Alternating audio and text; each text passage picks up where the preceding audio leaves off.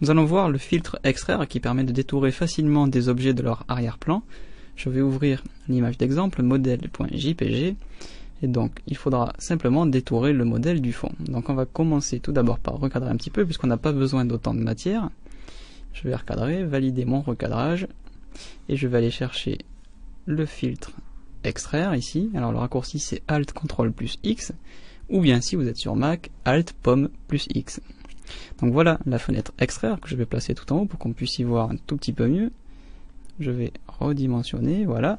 Alors la première chose à faire pour extraire un objet de son arrière-plan, eh bien c'est de sélectionner une épaisseur adaptée. Vous voyez à l'écran la taille de ma brosse.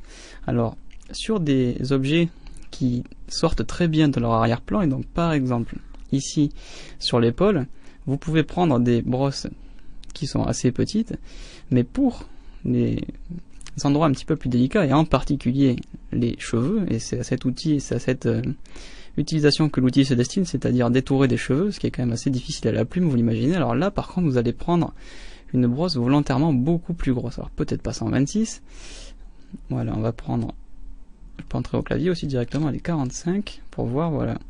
Vous allez voir que je peux commencer par détourer les cheveux en peignant tous les cheveux qui dépassent sur le fond, très grossièrement, mais en fait l'outil va se servir de la zone verte pour savoir ce qui appartient aux cheveux ou bien à l'arrière-plan.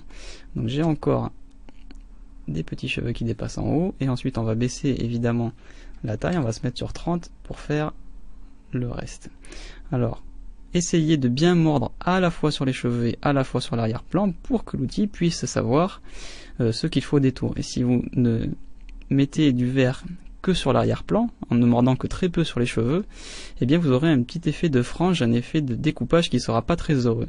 Alors maintenant je vais vous donner une petite astuce. Là j'ai une brosse, une forme, vous voyez, qui est un petit peu trop grande pour ces contours qui sont très nets, mais comme j'ai un raccourci qui me permet d'adapter automatiquement la forme, eh bien je vais la garder. Je vais garder une épaisseur de 30, mais je vais presser la touche CTRL. Vous voyez alors mon curseur qui vient de passer sous forme d'une petite cible, et automatiquement lorsque je vais appuyer et dessiner, eh bien la forme va s'adapter. Vous voyez que du coup on est largement inférieur à 30, et elle va suivre les contours. Vous voyez la petite cible qui bouge, qui effectue une rotation pour appliquer un détourage parfait sans avoir à changer moi-même la forme ou en bougeant le stylet. Donc là, vous pouvez travailler avec une souris ou avec une tablette graphique. Là, je vais essayer d'aller un tout petit peu plus vite avec la tablette pour suivre les contours.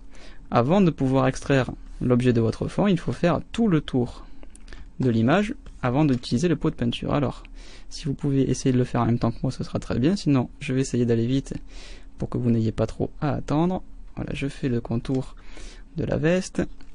Je vais prendre le bras, toujours en appuyant CTRL. Alors évidemment, si vous avez un Mac, ce ne sera pas CTRL, mais la touche pomme, car tous les raccourcis avec CTRL passent en mode pomme. Alors là, voilà, j'ai fait une erreur, c'est pas mal que je la fasse. J'ai lâché la touche CTRL, sans faire exprès, bien sûr, et du coup, je me suis retrouvé avec la gomme, avec la forme en épaisseur 30. Donc justement, je vais prendre la gomme qui est ici, et je vais gommer le surplus que j'ai ajouté sans faire exprès. Je vais repasser en mode remplissage et je vais represser CTRL et continuer. Donc si jamais vous vous trompez, vous voyez, c'est pas grave, vous utilisez la gomme pour gommer et vous recommencez là où vous étiez arrêté. Donc je vais vite faire la main. Alors attention à la bague, au doigt. Donc là c'est pas grave s'il y a un petit bout qui est en trop, je passe la gomme en appuyant sur E comme ceci et hop, je reprends avec B le pinceau. Donc là, c'est pas très important si le détourage n'est pas parfait sur les doigts. Nous, le but, c'est d'arriver à bien détourer les cheveux. Les doigts, vous n'aurez pas de mal à les récupérer. Là, j'essaye d'aller vite. Normalement, de toute façon, il n'y aura pas de problème sur cette partie-là. Vous allez voir que l'outil est vraiment très intelligent. Il va bien deviner ce qui fait partie du modèle et ce qui fait partie du fond. Alors là, je vais repasser en mode 30, c'est-à-dire je vais lâcher CTRL parce qu'il y a des cheveux. Et sur le menton, je vais revenir en appuyant sur CTRL. Alors là, ces petits cheveux qui restent là, c'est pas dramatique de ne pas les prendre, puisqu'ils sont vraiment très clairs, donc on pourra pas les détourer. Donc on fait comme si les cheveux dépassaient pas. Il y a aussi des fois où il faut savoir s'accommoder en fonction des images que l'on a à l'écran. Donc là, c'est pas très grave. Alors maintenant, j'ai fait tout le tour. Je vais dézoomer pour voir un petit peu mieux.